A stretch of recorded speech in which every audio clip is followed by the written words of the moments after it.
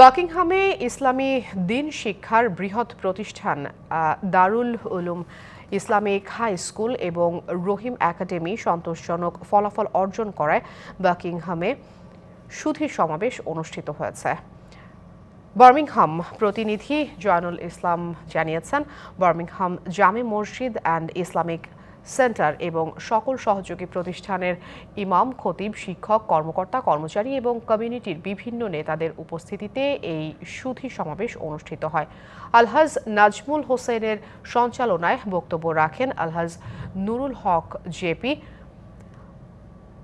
আহারুল ইসলাম শায়েখ মোহাম্মদ শহীদুল আল আজহারি, ডক্টর মাওলানা আব্দুল মতিন আল আজহারি সহ অন্যান্যরা।